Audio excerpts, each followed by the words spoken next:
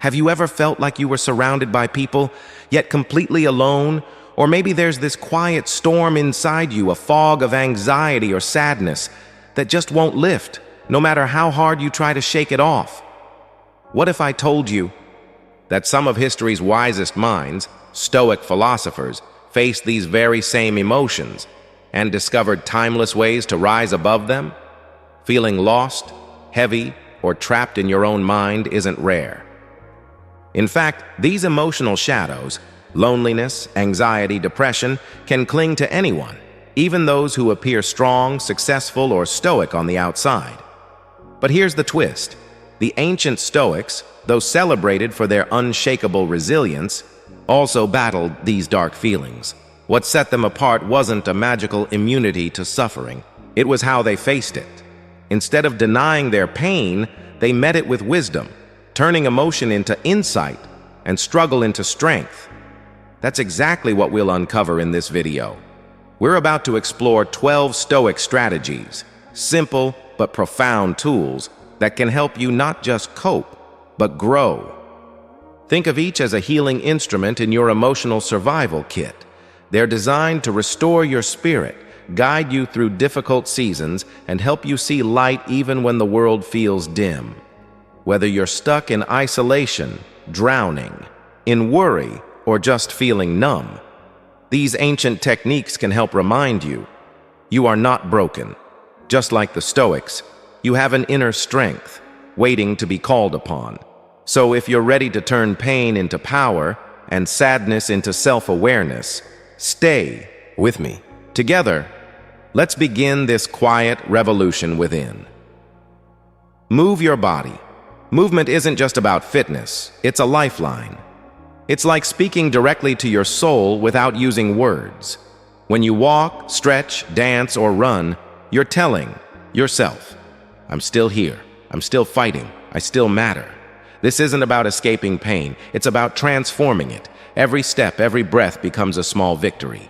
You're not curling up in defeat. You're rising, even if just a little. You don't need to climb a mountain, a walk around the block, a dance in your kitchen, a stretch in the morning light. Each of these is a spark in the darkness. Because when your body moves, your spirit remembers how to hope again. Be a better friend to yourself. Now imagine this. You're climbing a steep hill. It's hard, your legs ache, and you trip. If your best friend were beside you, would you mock them for falling? Or would you offer your hand and say, you've got this. I believe in you. The Stoics believed in that same kindness, turned inward. One day, the Stoic philosopher Clytomachus overheard a man harshly criticizing himself, as if speaking to an enemy. Calmly, he interrupted, saying, remember, you're not talking to a bad person. That moment, it wasn't just a gentle correction. It was a reminder to all of us. When we speak cruelly to ourselves, we push away the very healing we long for. True self-compassion doesn't mean sugarcoating your flaws. It means recognizing your humanity. You're not unworthy. You're not alone. You are a layered, beautiful work in progress. So next time your inner voice turns cold, ask yourself, would I say this to someone I love? If not, it's time to change. The tone. Because once we learn how to stand beside ourselves, not against ourselves, the world begins to feel less lonely.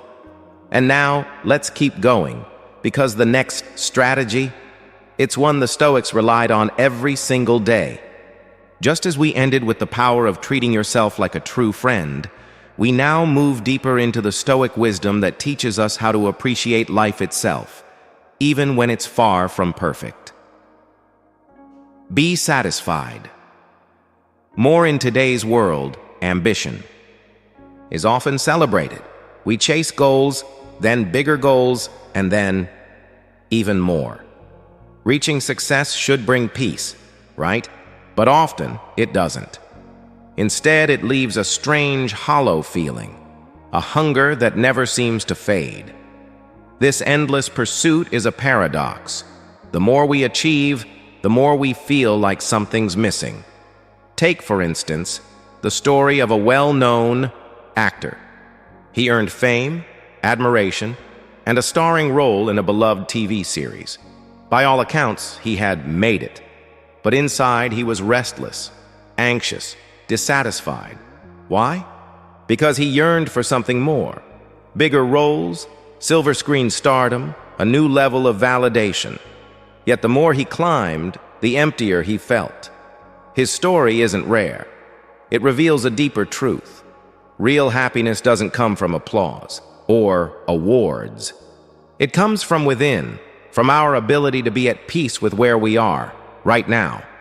Contentment doesn't mean giving up. It means looking around and recognizing the value of the present moment.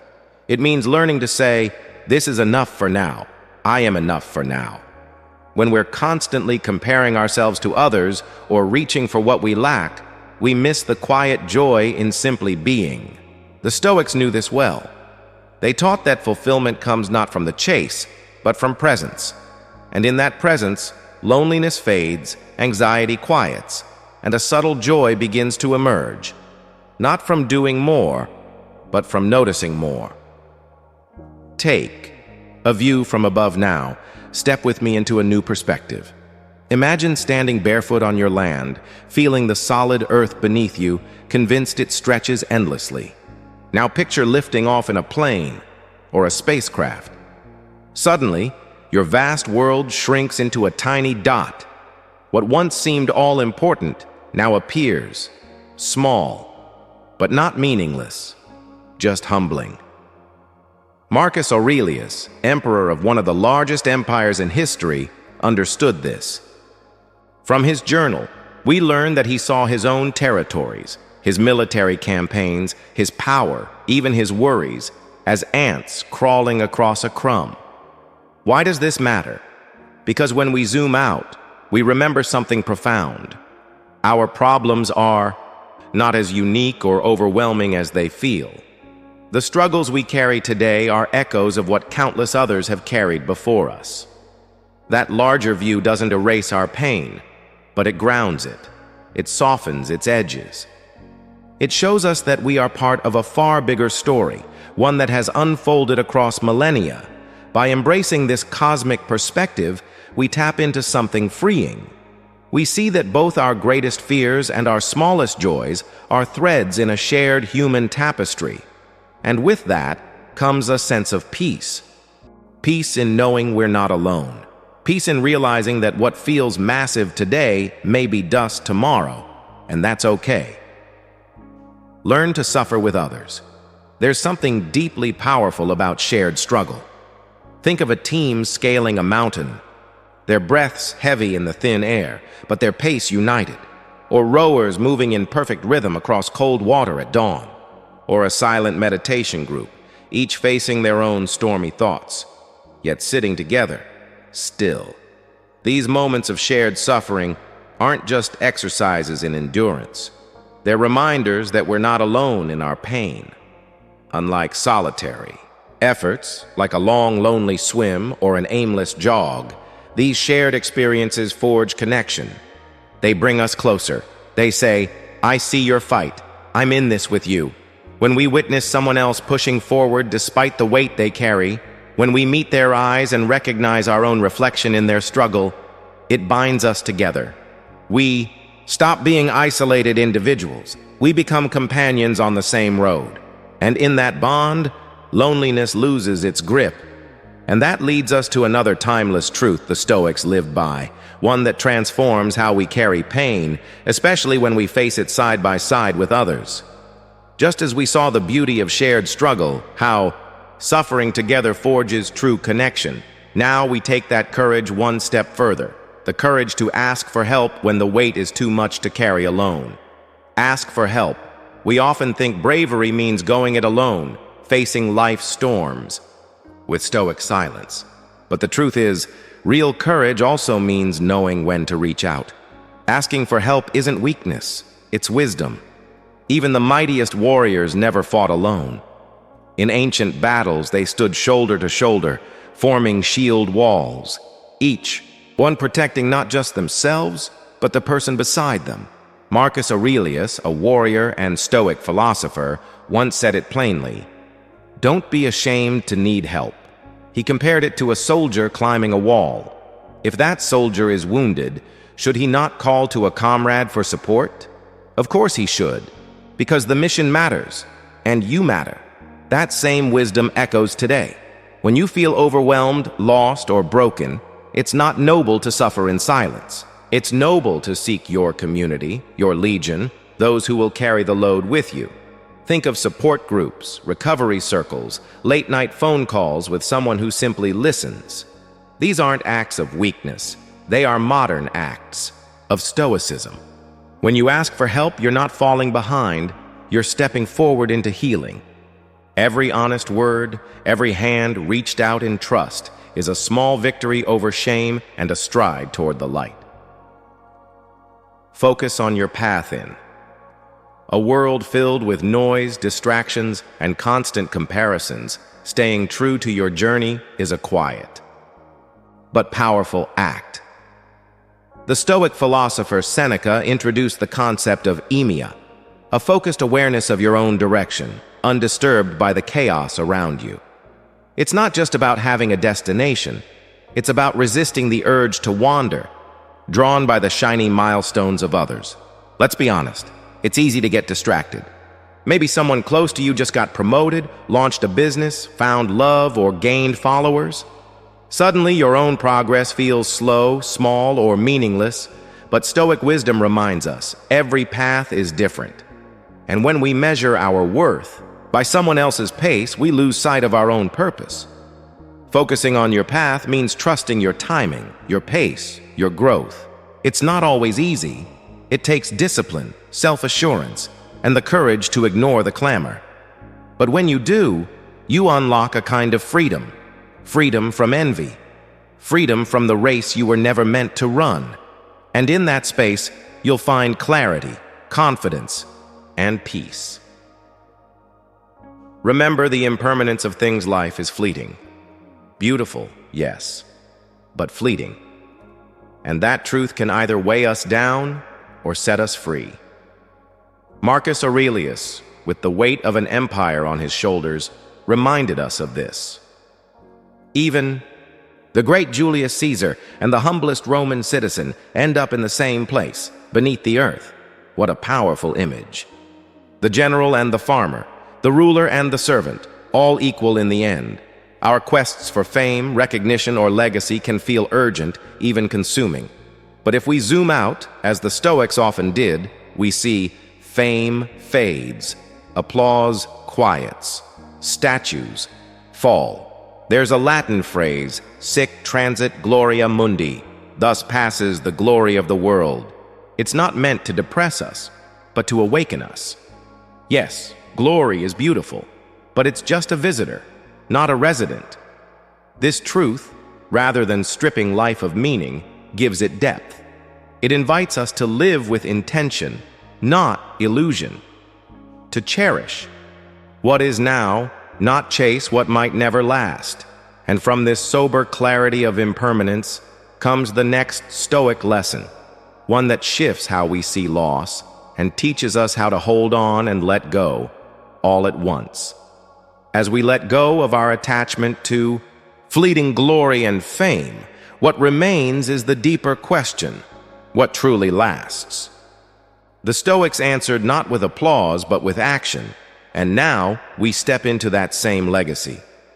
Embrace adversity, every setback, every rejection, every moment that breaks your heart or challenges your will. It's not a stop sign. It's an invitation, a call to battle, a personal challenge from the universe asking you to rise. Seneca, across centuries, reminds us that the path filled with hardship is often where we discover who we really are. It's not the calm seas that reveal your strength. It's the storms, the wind, the moments when everything feels like it's falling apart. That's when your true spirit is called to the surface. Yes, it's natural to feel crushed when life doesn't go as planned. But those very moments, the disappointments, the detours, the heartaches, are the fires that forge our resilience. They're not punishments, they're preparation. When you're knee-deep in uncertainty, when the dream feels distant and the struggle feels endless, pause. Not to quit, but to realize this is the test, and within that test lies the golden chance to grow. The Stoics didn't wish for easier lives. They embraced the chaos and emerged stronger. So don't retreat, don't harden.